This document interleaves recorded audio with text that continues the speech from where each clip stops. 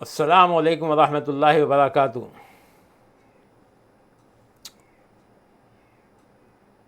15वीं हदीस शरीफ है कि सरकार दो आलम सल्लल्लाहु अलैहि वसल्लम का इरशाद गिरामी है कि जो ज़िंदगी बसर करे और उसका सबसे बड़ा मकसद हुसूल दुनिया हो तो उसे बाद निकाले कुछ नसीब ना होगा, और अल्लाह ताला उसके दिल पर 4 आदतें चिमटा देगा जो वही हमेशा उसका मतमाए नज़र होंगी, यानी उसका असली मकसद होंगी। क्या है वो? नंबर 1, दुनिया का गम कभी उससे जुदा ना होगा। नंबर 2, दुनिया के मशगले के सिवा उसका और कोई मशगला ना होगा, कभी उससे हमेशा तक फारिग ना होगा। नंबर 3, फ़क्र में कभी उसे इस्तगना नसीब ना होगा। नंबर 4, आरज़ू जिसे कभी हासिल ना कर सकेगा। अब आसान लफ्ज़ों में मैं आपको समझाता हूँ। सरकार दो आलम सल्लल्लाहु अलैहि वसल्लम का इरशाद गिरामी है कि जो ज़िंदगी बसर करे, यानी दुनिया में जो ज़िंदगी गुजारता है, उसका सबसे बड़ा मकसद अगर हुसूल दुनिया हो, यानी इस दुनिया में ज़िंदगी गुजारने वाले का मकसद अगर सिर्फ़ दुनिया का हुसूल हो, दुनिया को हासिल करना हो, दुनिया को पाना हो, तो जब वो इस दुनिया से जाएगा तो उसके नसीब में कुछ ना होगा, उसके पास आखिरत में कुछ भी चीज़ ना होगी। एक तो चीज़ हो गई है, और दूसरी आप फरमाते हैं कि अगर दुनिया का हुसूल उसका मकसद है तो अल्लाह ताला उसके दिल पर 4 आदतें चिमटा देगा, यानी 4 आदतें उसके दिल में डाल देगा। 4 आदतों पर वो शख्स, उसके दिल में 4 आदतें जमा हो जाएंगी जिन पर हमेशा वो अमल करेगा। क्या है? और वही उसका मकसद होंगी, यानी ज़िंदगी में वो इन 4 आदतों को पकड़ के चलेगा। पहली क्या है कि दुनिया का गम उससे कभी जुदा ना होगा। देखो, कितना भी करोड़पति होने दो, कितना भी अरबपति होने दो, कितना भी बड़ा मालदार शख्स होने दो, इस दुनिया का कोई कितना भी बड़ा मालदार शख्स हो, उसको हमेशा दुनिया पाने का ख़ब्त सवार रहता है। दुनिया का हुसूल, दुनिया को और ज़्यादा दुनिया पाने का उसके अंदर जज्बा रहता है। अब अगर वो नहीं मिलती है, किसी वजह से उसका नुकसान हो गया, तो उसको गम रहता है। अब उसकी जो ख्वाहिशात हैं, अगर आज वो 100 करोड़ उसके पास है तो वो कल चाहेगा कि 200 करोड़ हो जाए। वो कल ये नहीं चाहेगा कि कल ये 100 करोड़ ही बचे रहें, बल्कि वो और उनको 100 को 200 करना चाहेगा। तो वो नहीं होंगे तो उसको गम होगा। तो ये दुनिया का गम उससे कभी जुदा नहीं होगा, हमेशा वो इसी गम में रहेगा। और नंबर 2, दुनिया के मशगले के सिवा उसका कोई मशगला नहीं होगा, यानी उसका कोई काम नहीं होगा, उसका कोई दुनिया पाने के अलावा और कोई चीज़ उसको नहीं भाएगी। और ये हमेशा तक, यानी जब तक वो मरेगा, जब तक उसी में रहेगा, उससे कभी फारिग नहीं होगा, उससे कभी छुटकारा हासिल नहीं कर सकता।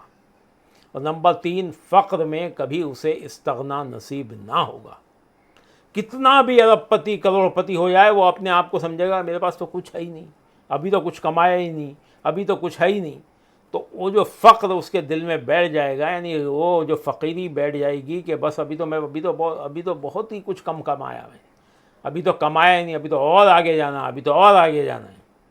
तो कभी वो उस फ़क्र में कभी उसे इस्तगना नसीब ना होगा, यानी कभी उसे मालदारी नसीब ही नहीं होगी। नंबर 4, ऐसी आरज़ू उसके दिल में घर कर जाएगी दुनिया को पाने की। पूरी दुनिया, जितना मालदार शख्स होगा, जितना ताकतवर शख्स होगा, जितना पावरफुल शख्स होगा, वो दुनिया का, जितनी दुनिया उसके पास होगी, उसकी आरज़ू उससे ज़्यादा पाने की होगी, उससे ज़्यादा तलब करने की होगी, और ये आरज़ू उसकी कभी पूरी नहीं होगी। यानी पूरी दुनिया को कोई शख्स भी पा नहीं सकता, तो ये आरज़ू उसकी कभी पूरी नहीं हो सकती। वो हमेशा इसी आरज़ू में रहेगा कि दुनिया उसे मिली ही नहीं।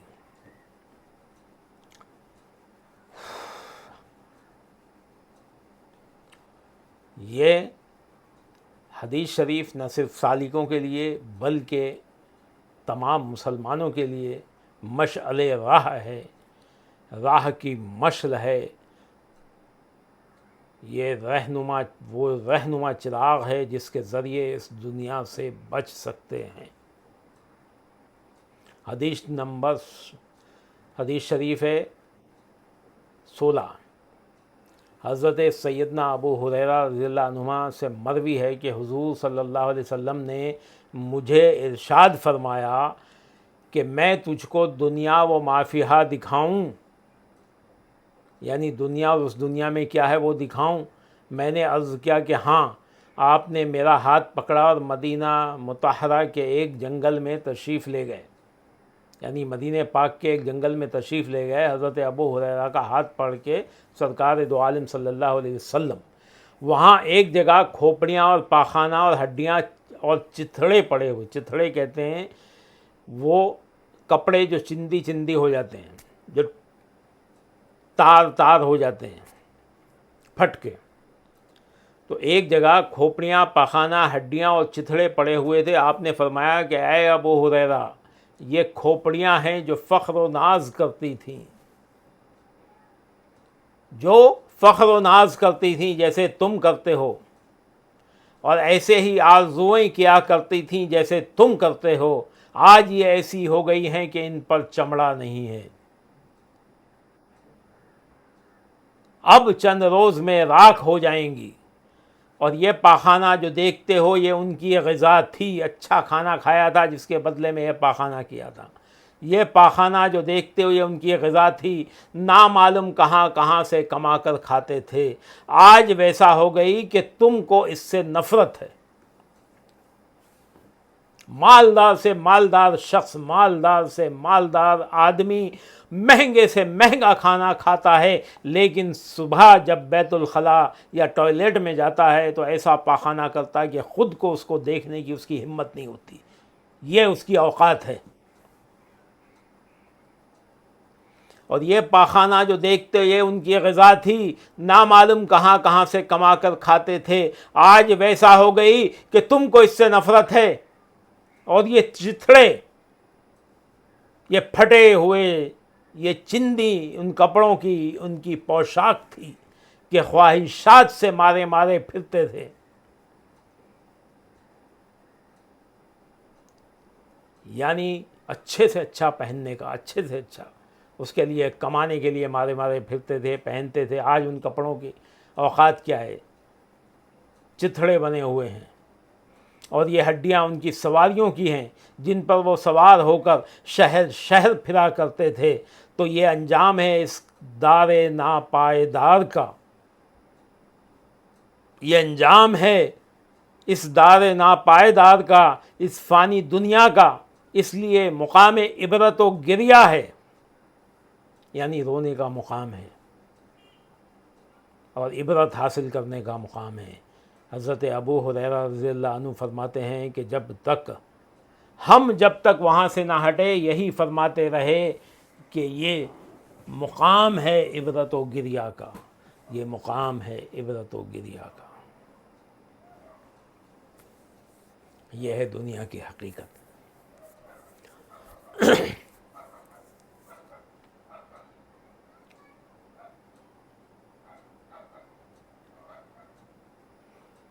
हदीस शरीफ में है कि जब अल्लाह ताला ने हज़रत आदम अलैहिस्सलाम को ज़मीन पर उतारा तो इरशाद फरमाया, क्या इरशाद फरमाया, इब्नी लिल खराबी वलद लिल फ़ना, यानी तबाही का बेटा फ़ना होने के लिए पैदा हुआ। यह है दुनिया की हकीकत। एक दूसरी हदीस शरीफ में है कि हज़रत दाऊद बिन बिलाल रज़ी अल्लाह अन्हु फरमाते हैं कि हज़रत इब्राहीम अलैहिस्सलाम के सहीफ़ों में यह है कि ऐ दुनिया, सुलहा के नज़दीक तू बड़ी जलील है। यानी जो बुज़ुर्ग लोग हैं, जो दुनिया को पसंद नहीं करते हैं, अल्लाह को चाहते हैं, उनके नज़दीक तू बड़ी जलील है। उनके लिए तू बन संवर कर जाती है और मैं उनके दिलों में तेरा बुग़्ज़ डालता हूँ। हज़रत इब्राहीम अलैहिस्सलाम के सहीफ़ों में है, यानी अल्लाह ताला ने उनके लिए जो आसमानी किताबें उतारी थीं, उन किताबों में ये हदीस है अल्लाह ताला की कि ए दुनिया, सुलहा के नज़दीक तू बड़ी जलील है, उनके लिए तू बन संवर कर जाती है और मैं उनके दिलों में तेरा बुग़्ज़ डालता हूँ कि वो तेरी तरफ आराज़ नहीं करते। यानी मैं उनके दिलों में तेरी नफ़रत डाल देता हूँ कि वो तुझसे तेरी तरफ देखते ही नहीं। मैंने कोई मखलूक तुझसे ज़्यादा ज़लील नहीं बनाई, तेरी हर एक हालत ज़लील है। अल्लाह अकबर। दुनिया की हर हालत, हर एक हालत ज़लील है। बिल आखिर तो फ़ना हो जाएगी। और जिस दिन मैंने तुझे पैदा किया उसी दिन से हुक्म कर चुका हूँ कि कभी किसी के पास ना रहेगी, न कोई तेरे पास रहेगा, अगरचे कितना ही बुखलो असाक करे, यानी कितनी ही बखेली वो जमाखोरी करे। मुबारक हो उन लोगों को जिनका हाल अच्छा है, उनके दिल में रज़ा और ज़मीर में रास्ती वो इस्तकामत हो। उनका अजर व सवाब मेरे पास ये होगा कि जब कब्रों से उठकर मेरी तरफ चलेंगे तो उनके आगे आगे नूर होगा और फरिश्ते उनके गिर्द होंगे। जिस कदर रहमत की वो मुझसे तवक्को करते हैं, उम्मीद करते हैं, उसी कदर उनको अता करूँगा। सुबहान अल्लाह, सुबहान अल्लाह। हज़रत इब्राहीम अलैहिस्सलाम के पास जो अल्लाह ताला ने अपनी आसमानी किताब उतारी, जिनको सहीफ़ा कहा जाता है, जैसा हमारे नबी सरकार दो आलम सल्लल्लाहु अलैहि वसल्लम के ऊपर कुरान उतारा, हज़रत मूसा अलैहिस्सलाम के ऊपर तौरात, हज़रत ईसा अलैहिस्सलाम के ऊपर इंजील, हज़रत दाऊद अलैहिस्सलाम के ऊपर ज़बूर, इसी तरह तमाम नबियों के ऊपर सहीफ़े उतरे हैं, किसी पे एक, किसी पे दो और उससे ज़्यादा भी। तो हज़रत इब्राहीम अलैहिस्सलाम के पास कई सहीफ़े उतरे। उन सहीफ़ों में ये हदीस शरीफ थी जो अल्लाह ताला, जिनको हदीस कुदसी भी कह सकते हैं, अल्लाह ताला फरमा रहा है कि ए दुनिया, सुलहा के नज़दीक तू बड़ी जलील है। यानी अल्लाह ताला अपने दोस्तों की तारीफ़ कर रहा है कि तुम उनके नज़दीक तो बड़ी जलील है, उनके लिए तो बन संवर कर जाती है और मैं उनके दिलों में तेरा बुग़्ज़ डालता हूँ कि वो तेरी तरफ आराज़ नहीं करते, देखते नहीं। फिर आगे फरमाता है अल्लाह ताला, मैंने कोई मखलूक तुझसे ज़्यादा जलील नहीं बनाई। अल्लाह अकबर, अल्लाह अकबर। फिर आगे फरमाता है कि तेरी हर एक हालत जलील है। हम तो दुनिया को बड़ा अच्छा समझते हैं, बड़े उसके दाम में फंस जाते हैं और उसकी क्या क्या चीज़ें हमें पसंद आती हैं। अल्लाह ताला तो फरमा रहा है कि तेरी हर एक हालत जलील है, बिल आखिर तो फ़ना हो जाएगी, ख़त्म हो जाएगी। और जिस दिन मैंने तुझे पैदा किया उसी दिन से हुक्म कर चुका हूँ। सुनने जैसी चीज़ है, जिस दिन से अल्लाह ताला ने पैदा किया उसी दिन से हुक्म कर दिया कि कभी किसी के पास ना रहेगी, ये दुनिया कभी किसी के पास नहीं रहेगी। चाहे कितना भी मालदार हो, कितना भी कुछ हो, और कितना भी बड़ा बिजनेस टाइकून हो, या कितना भी बड़ा बादशाह हो, या कितना भी बड़ा प्रेसिडेंट हो, या कितना भी बड़ा प्राइम मिनिस्टर हो, कुछ भी हो, लेकिन मरना तो है। जैसे ही मरा, अगर वो मरने तक भी अपनी सीट पर मौजूद रहा, तब भी मरने के बाद तो ख़त्म, तो कहाँ रहेगी उसके पास? कभी किसी के पास ना रहेगी और ना कोई तेरे पास रहेगा, क्योंकि हर आदमी को मरना है। कोई ऐसा नहीं कि जिसको ज़िंदगी जो आखिरत तक रहे, हर एक को मरना है।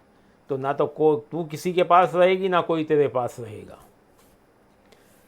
कितना भी वो बुखल असाक करे, यानी चाहे वो कितनी भी बखीली और जमाखोरी करे, तू उसके पास नहीं रह सकेगी। अब आगे तारीफ़ कर रहा है उन लोगों की अल्लाह ताला, मुबारक हो उन लोगों को जिनका अच्छा हाल है, उनके दिल में रज़ा और ज़मीर में रास्ती वो इस्तकामत हो। जिनका अच्छा हाल है उनके दिल में रज़ा और ज़मीर में रास्ती वो इस्तकामत हो, अल्लाह ताला उनके लिए तारीफ़ी अल्फाज इस्तेमाल कर रहा है। उनका अजर व सवाब मेरे पास ये होगा कि जब कब्रों से उठकर मेरी तरफ चलेंगे तो उनके आगे आगे नूर होगा, फ़रिश्ते उनके गिर्द होंगे, जिस कदर रहमत की वो मुझसे तवक्को करेंगे, उम्मीद करेंगे, उसी कदर उनको अता करूँगा। आप अंदाज़ा कर सकते हो, यानी वो जो सोचेंगे कि मेरा ये मुकाम होना चाहिए, अल्लाह ताला वो देगा। अल्लाह अकबर, अल्लाह अकबर, अल्लाह। और ये सिर्फ़ इसलिए कि वो दुनिया को तर्क किए हुए होंगे।